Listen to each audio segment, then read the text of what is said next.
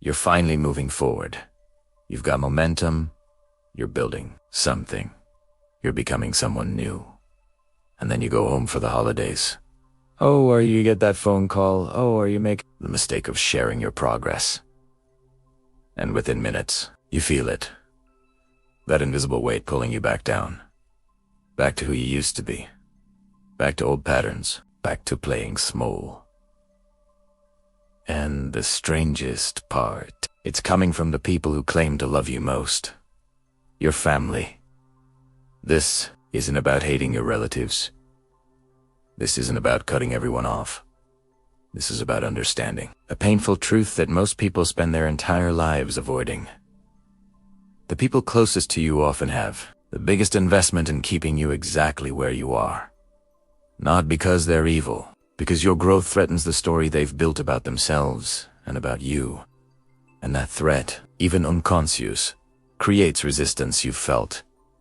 It's you come home different stern more focused, more sure of yourself.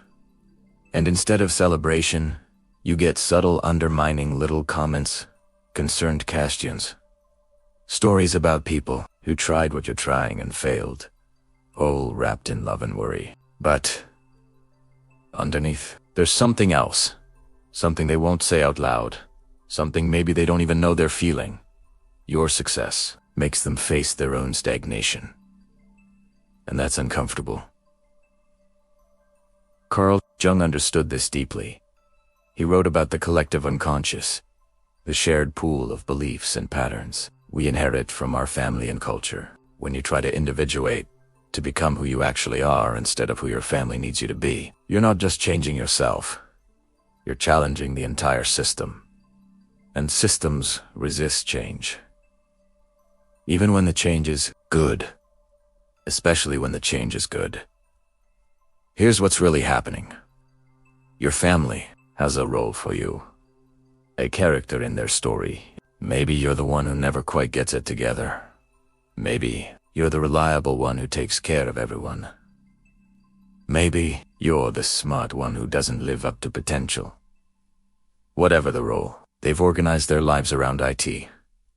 They've built their identity partly on being better than you or needed by you or worried about you. And when you change, when you step out of that role, you create chaos in their system. They don't want chaos. So, unconsciously, sometimes consciously, they pull you back. They remind you of old failures.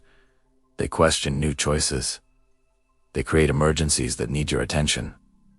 They make you feel guilty for prioritizing yourself.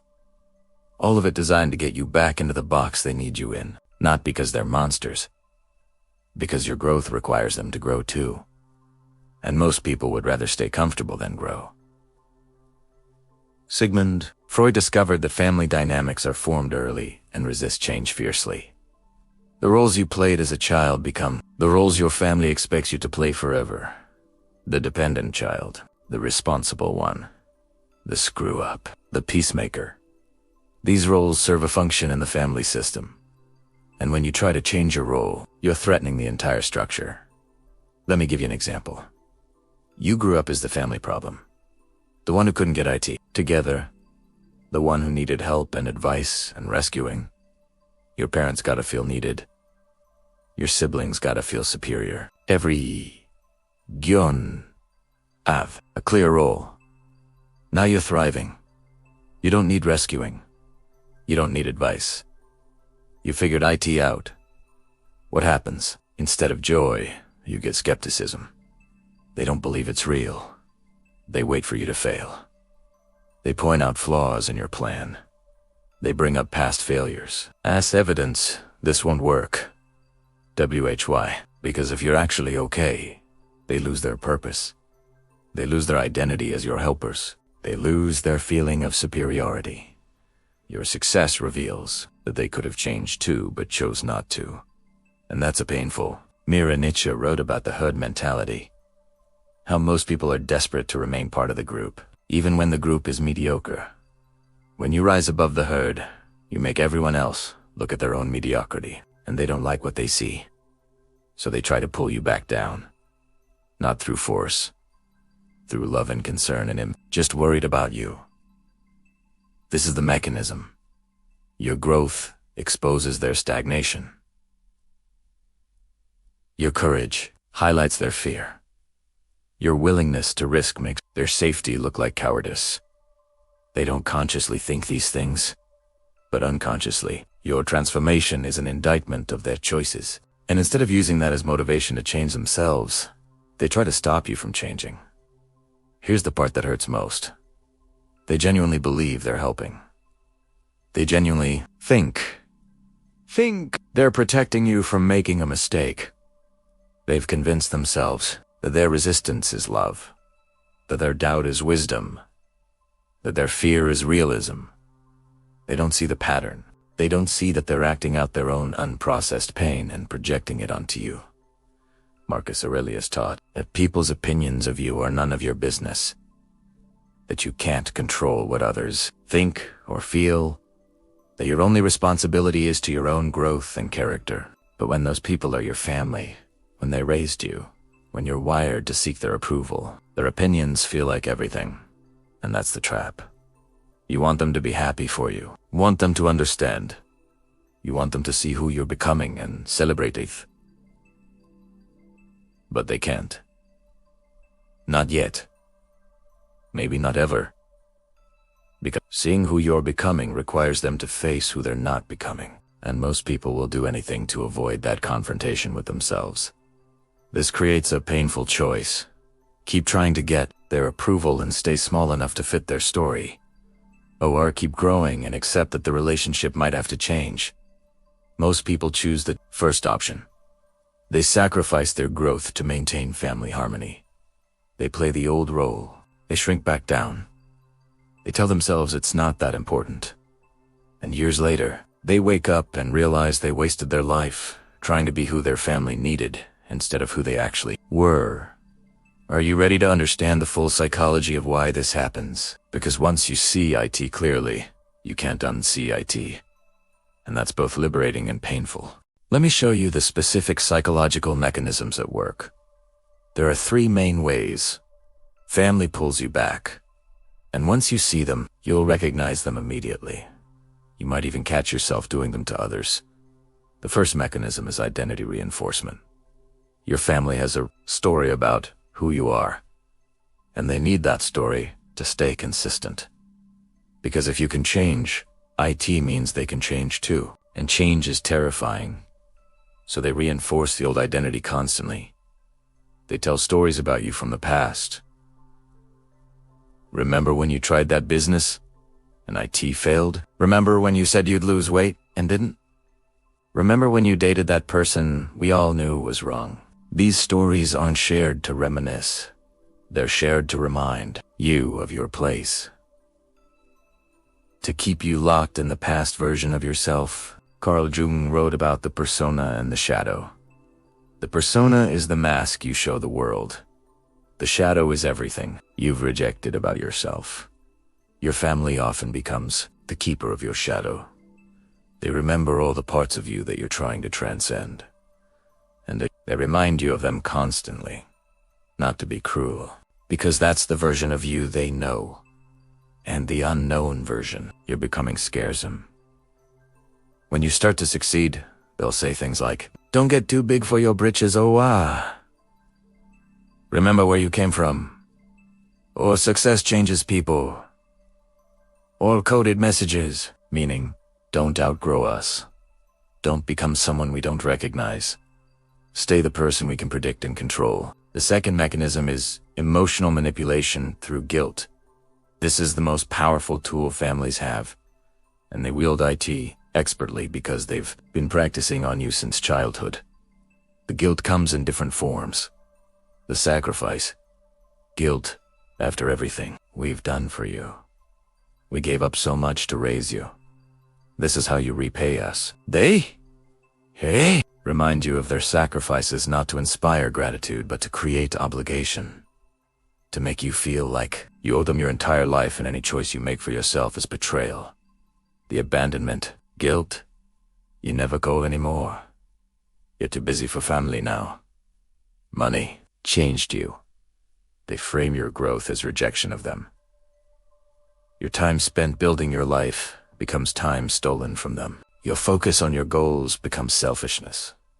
They make you choose between your growth and their comfort.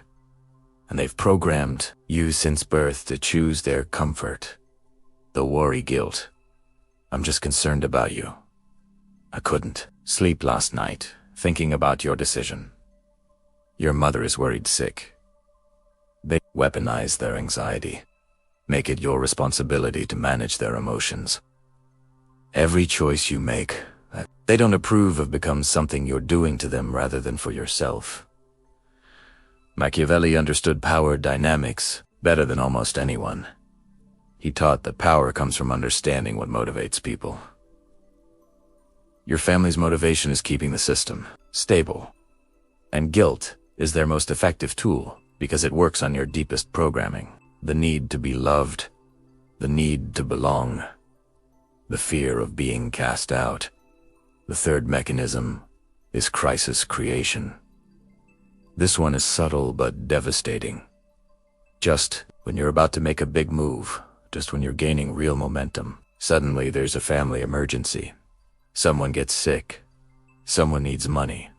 Someone has a problem only you can solve. The timing is never coincidental. These crises serve multiple purposes. They test your loyalty. They interrupt your momentum. They pull your focus back to the family, remind you that you're needed in the old role. And often, they're not even conscious manipulation. They're unconscious ways the system rebalances itself. When one member tries to break free, Sigmund Freud wrote about repetition compulsion, the unconscious drive to recreate familiar patterns, even when they're painful. Families have repetition compulsion at a group level. They recreate the same dynamics over and over. And when you try to break the pattern, the system generates a crisis to pull you back in. Here's what this looks like in practice.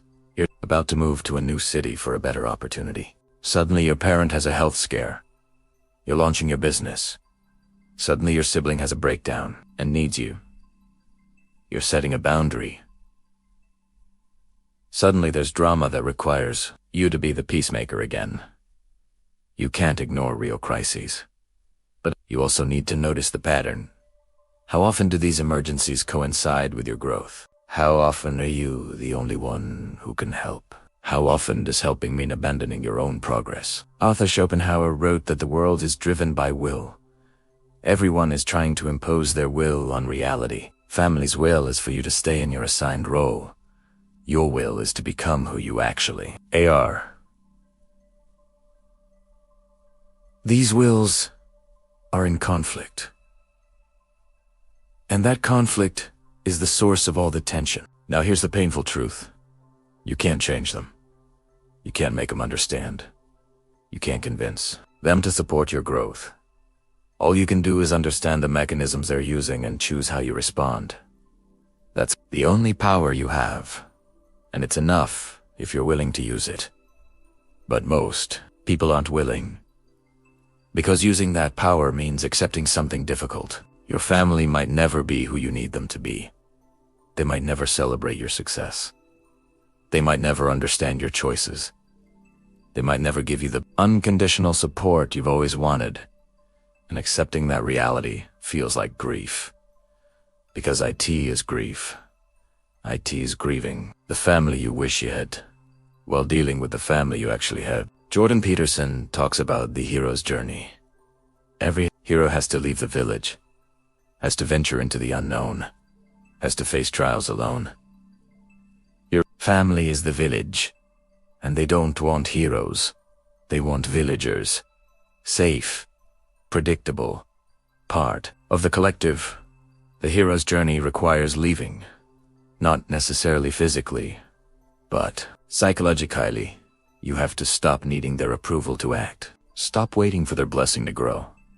Stop letting their fear determine your choices. This is where IT gets practical. Because understanding the psychology is one thing. Knowing what to do about it is another. And that's what we need to address next. Now that you understand why they pull you back, let's talk about what you actually do. Because this isn't just about understanding. IT's about action, about building a life despite the resistance, about loving your family while not letting them limit you. This requires a framework. I call it the 3-boundary system. Boundary 1 is the information boundary. This is the hardest one for most people because we're taught that family deserves to know everything, that hiding things from family is dishonest. But that's programming designed to keep you controllable. You don't owe anyone access to your decisions before they're final. Stop announcing your plans. Stop seeking their input on major decisions. Stop sharing your progress until it's too far along to be derailed. This isn't lying. This is strategic privacy. You're protecting your growth from people who have proven they can't support IT. When you share your plans early, you invite their doubt into your head. You give them opportunity to undermine before you've built momentum. You open yourself to their projection of their fear onto your choices. And their fear is powerful. It's been programmed into you since childhood. IT knows exactly how to stop you. Carl Jung taught about the concept of psychological boundaries, that healthy individuals know where they end and others begin. But family boundaries are usually non-existent. Family operates as one collective organism. Your wins are their wins. Your losses are their losses. Your choices affect everyone. This enmeshment is toxic to individual growth. Creating information boundaries means making decisions without their input, taking actions without their approval, building your life and then informing them of what you've built rather than asking permission to build IT. This feels like betrayal at first, because you've been taught that independence is a wonderment. IT's not. It's maturity. Here's what this looks like practically. You're starting a business. Old way, I'm thinking about starting a business. What do you think? New way. Start the business. Get your first clients. Prove it works. Then mention casually, by the way, I have a business now. It's going well. You're moving to a new city. Old way. I'm considering this move. So oldie do it. New way. Accept the job. Sign the lease. Pack your things. Then announce, I'm moving next month. Here's my new address. The old way invites interference. The new way presents reality. They can't talk you out of something that's already done. They can't project their fear onto a decision you've already made successfully. Boundary 2 is the emotional boundary. This is about not taking responsibility for their feelings about your choices. Your mother is disappointed. Your father is worried. Your siblings think you're making a mistake. These are their emotions to manage, not yours to prevent. Marcus Aurelius wrote that you have power over your mind, not outside events. Your family's emotional reactions are outside events. You can't control them. You can only control how you respond to them. And responding by changing your life to soothe their anxiety is giving away your power. When they express worry, you don't need to defend. You don't need to justify. You don't need to convince them. I understand you're worried. I've made my decision. That's IT. No argument. Nitrogen monoxide explanation. Nitrogen monoxide apology. Just acknowledgement and boundary. When they express disappointment, same thing. I hear that you're disappointed. This is still what I'm doing. You're not being cruel. You're being clear. You're separating their emotional response from your decision-making process. This is incredibly hard because you've been taught that their happiness is your responsibility, that good children don't upset their parents, that family harmony is more important than individual authenticity. All of this is programming designed to keep you controllable. All of it needs to be questioned. Epictetus taught that other people's judgments of you are none of your business, that your only duty is to your own reason and character. When you make decisions based on your own reason, Based on what you know is right for your life, you're acting with integrity. Even if it disappoints people, even if it worries them, even if they don't understand. Boundary. 3 is the presence boundary. This is about how much time and energy you give to family, relationships. And this is where people usually fail, because they maintain the old level of contact while trying to live a new life. And IT doesn't work if being around your family triggers you back into old patterns. You limit the time you spend around them. If phone calls with your mother leave you feeling small and doubtful, you reduce the frequency. If family gatherings drain you for days afterward, you attend less often. This isn't punishment. IT's self-preservation. Nietzsche wrote about the death of God and the need to create your own values. Your family represents the old God, the old authority, the old value system.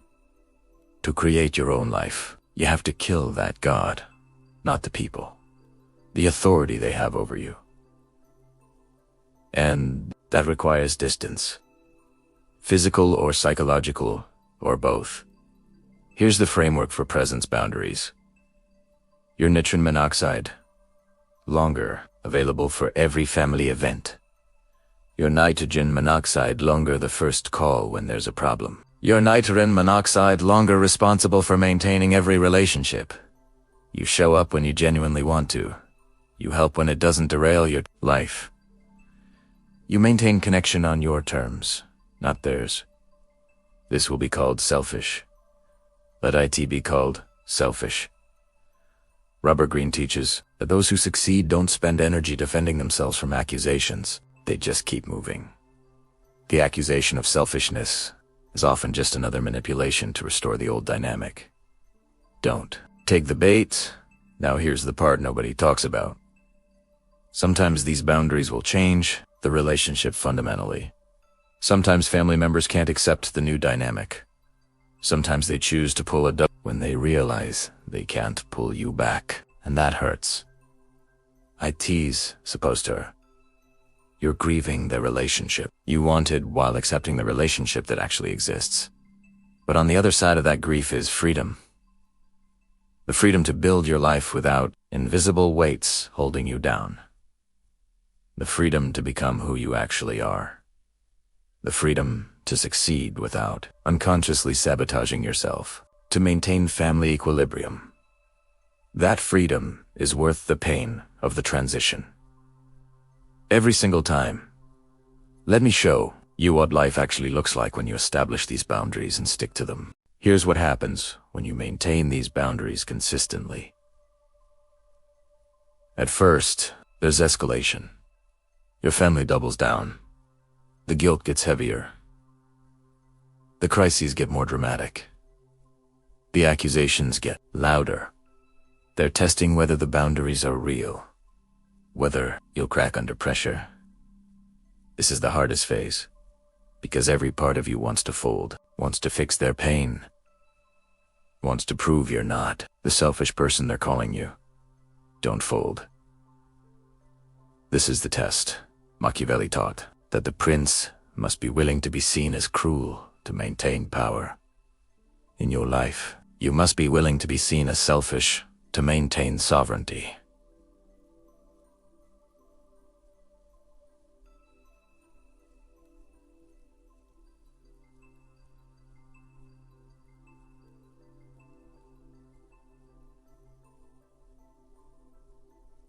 Their opinion of you is the price of your freedom. After the escalation comes the adaptation phase.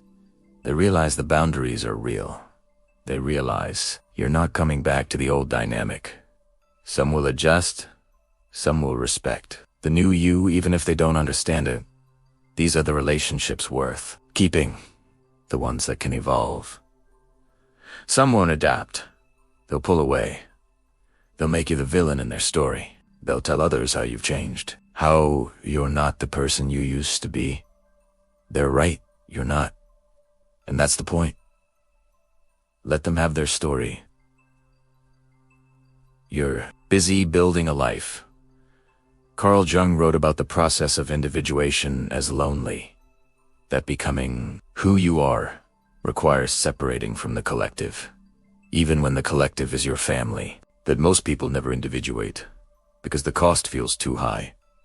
They stay embedded in family dynamics their whole lives. They die having never known who they actually were, apart from their family role. You're not going to be most people. You've already started the process by watching this video, by recognizing the patterns, by asking the question that most people avoid. Why is my family holding me back? Now you have to finish what you started.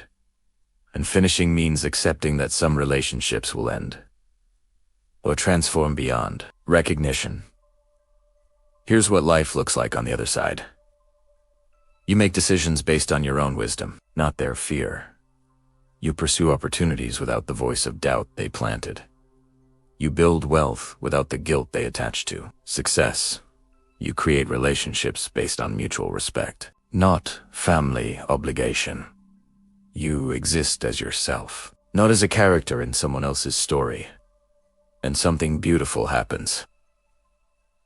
The family members who can evolve start to respect you. Not immediately, but eventually.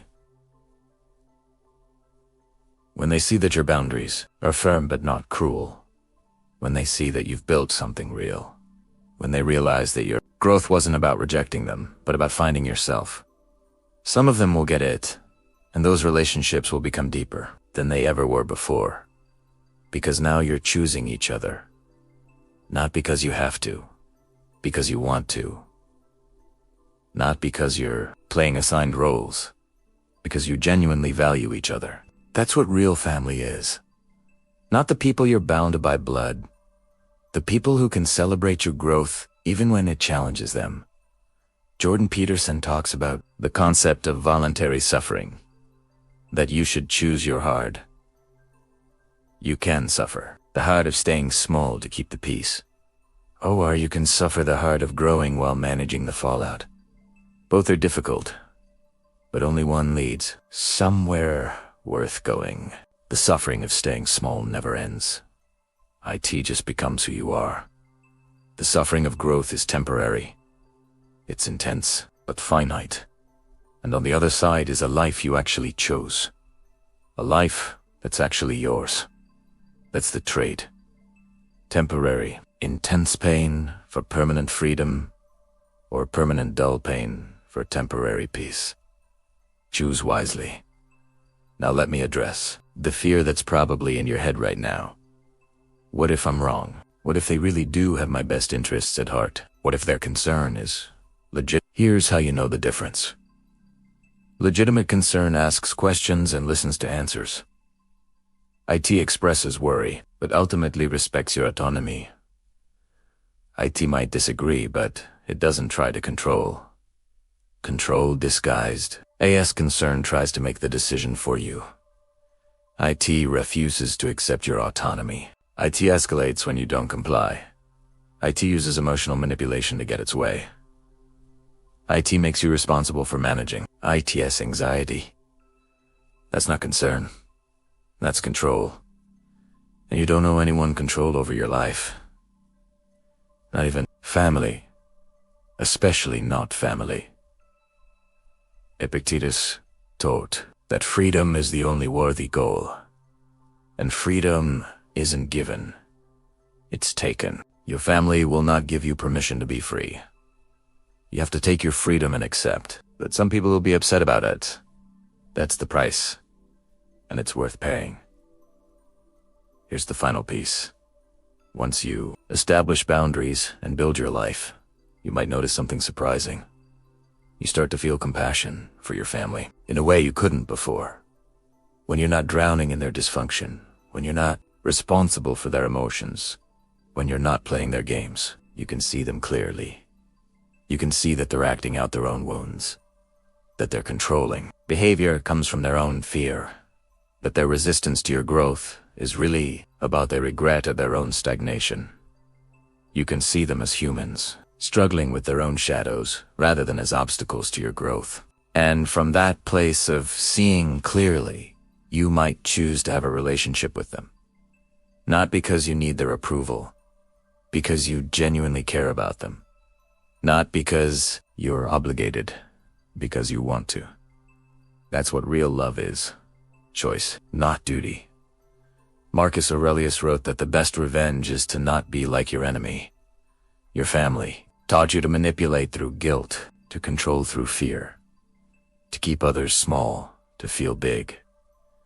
The best revenge is to not do that to them or anyone else, to break the cycle, to be the one who individuates, who grows, who refuses to pass on the dysfunction. This is how generational patterns end. Not through blame, through boundary, through consciousness, through one person saying, "I'm doing this differently." That person is you. The pattern ends with you. The dysfunction stops here. The growth begins now.